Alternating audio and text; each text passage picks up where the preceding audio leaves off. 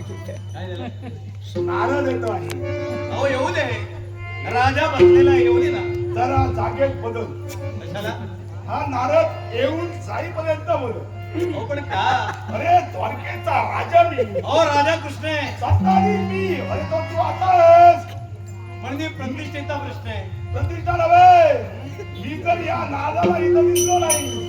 अरे तो नारळ साऱ्यांना सांगतो तुमच्या दादाची जागा आता सुटली. हा म्हणजे तुमच्या तिला मी जास्त झालेला आहे. मी प्रतिष्ठेचा प्रश्न. प्रतिष्ठा म्हणजे का? मग ह्या तुमचा मी तुम्हाला विचारतो. येऊ दे. या नारळाला येऊ दे. बऱ्याच दिवसांनी येतोय.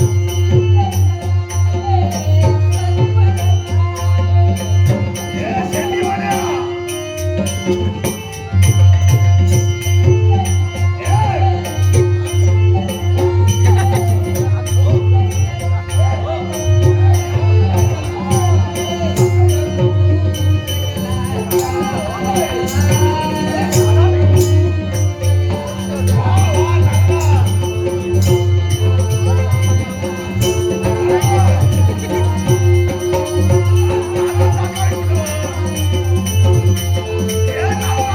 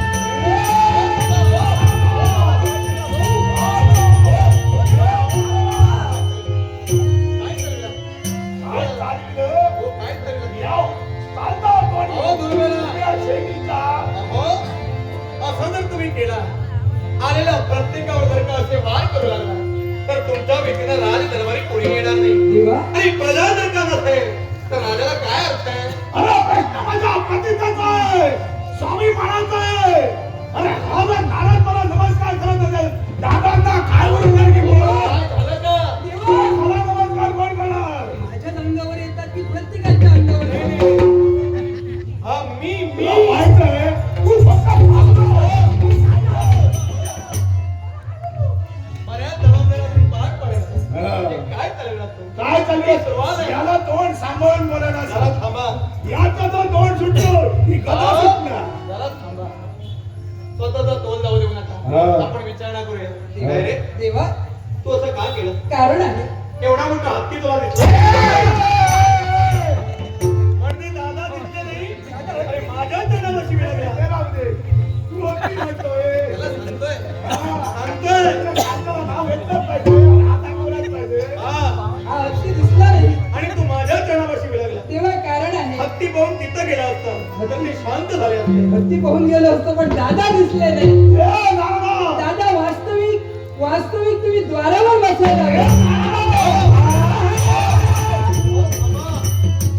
वादावर कोण बसतं? मी वादावर बसू. अहो, म्हणजे तसं नव्हे. मनोरम दादा मी. अहो, तो काय म्हणतोय? हा. म्हणजे दिसण्यासारखे बसा. दिसण्यासारखे बसा असू दे. आता सोडून द्या. असू दे दादा उद्यापासून द्वारावर बसतो. उद्या बसा. बरोबर बसतो. उद्यापासून इथं बसतो. म्हणजे आलेला प्रत्येक जण तुम्हाला नमस्कार करतो. हा, असू दे. असू दे. नाही नाही, तुम्ही आता बोलणार. नारायण अरे कपडा आणि कडक तर दोन्ही तुम्ही आता एक झाला. आता मला बोलतो कोण तू हा? पण दादा देवा इथं आलेच खरं. कारण आहे विशेष कारण. विशेष ए, आता ते कारण मी पण हो पण मी ऐकतो ना. नको, तुझी गरज नाही. तुझी गरजच नाही. आणि काय ते पाहून ए, नको इकडे. दादा, काय म्हणतोस? काय म्हणजे दादा, कसं आहे? तुम्ही कसे आहात? बऱ्याच दिवसांनी आला. कारण आहे दादा नाही. ओ दादा संदेश घेऊन आलो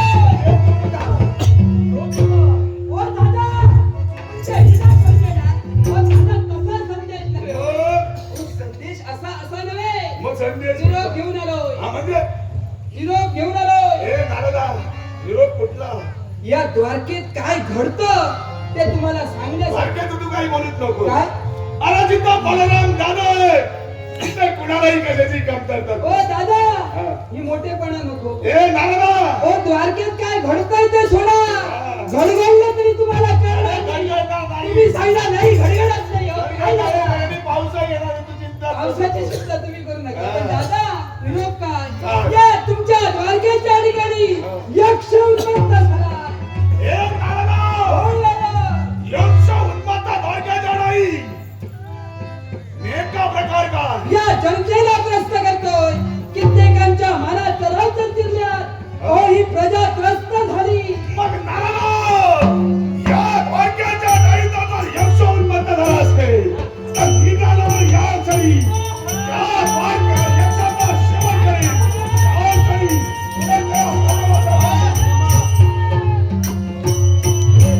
काय झालं? हा भजन तरी काय होतं? कुठं निघाला? कुठे म्हणजे? यक्षाला मारायला. त्याला तर यक्ष आहे. हो दादा, हा. कृष्ण सांगतोय काय सांगतोय? यक्षाला मारायला तुम्ही जाऊ नका. हा.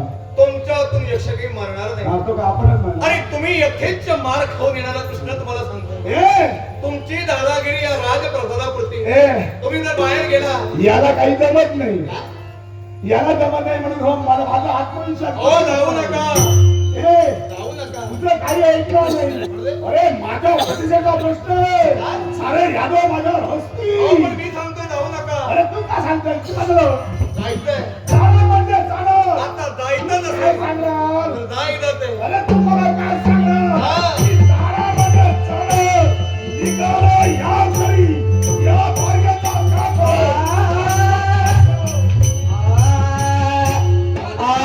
दादा जाऊ दे. देवा दादा गेले दादा गेले. यथेच्छ मार खाऊन येणाऱ्या असतील मात्र शंका नाही. तो यक्ष यांना मारणार आहे. ज्या अर्थी कृष्णाला सांगितलं दादा आता मार तेच ठरवणार आहे. बरोबर आहे खाऊ दे, पोटभर खाऊ दे.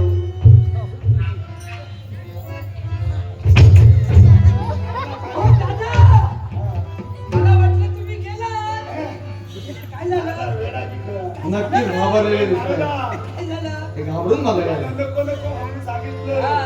अरे 3 वेळा गेलो जाताना गेलो येताना मार खाऊन आलो. दादाही शिल्लक नाही मार खायला तेव्हा दादा तुम्ही बरेच सुंदर दिसता सासूला सांगू नको मार खाऊन आलो म्हणून दादा सुंदर. दादा म्हणूनही तुम्ही घाबरून माघारी आला.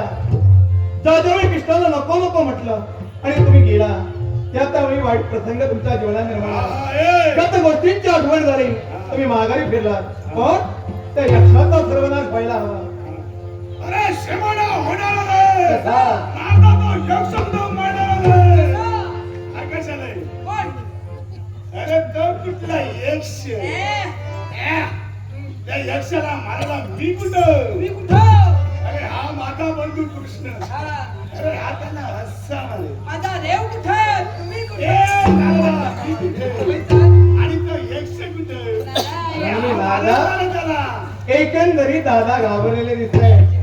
यक्षाचा सर्वनाश कृष्णाला करायला हवाय. आणि ही जर का तुमची इच्छा असेल ए कृष्णाचा धावत राजा तुला तो यक्ष कुठे असू दे आताच्या हातात आणि त्या यक्षाचा सारा पक्ष बंद करून टाक ठीक आहे. यक्षाचा सर्वनाश हा कृष्णा करणार आहे. तुमच्या हृदयाला सर्व भारी आहे तेव्हा जाताना एकटा जाऊ नकोस मग अरे माझा बंधू तू तुझे सारे पराक्रम या जगाला समजले पाहिजे आणि म्हणून आणि जाताना वार्तावर बरोबर घेऊन जा. पण मी कशाला? ए, हा त्याला मारणार ते पाहायला तरी नको तू पाहायचंय आणि साऱ्यांना सांगायचंय बरं, पराक्रम साऱ्यांना अरे सांगतो. माझा बंधू तो नाट्यरसिको नाट्यप्रेमी अक्षय धुरी आणि आमचे मित्र या माणगाव गावचे साळगाव गावचे सुपुत्र आमचे मित्र अक्षय धुरी यांनी कलागुणांचं कौतुक करून लागवडाचं 200 रुपयाचं वार्षिक दिले. आमचे मित्र अक्षय धुरी यांचे मनपूर्वक आभार.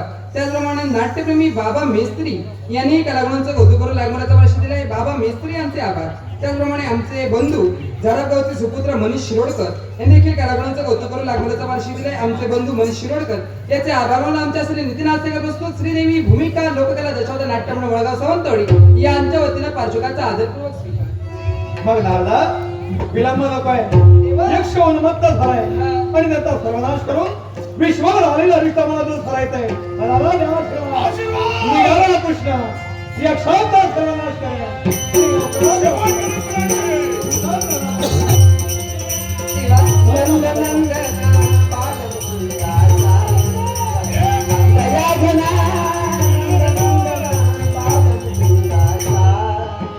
अरे वा.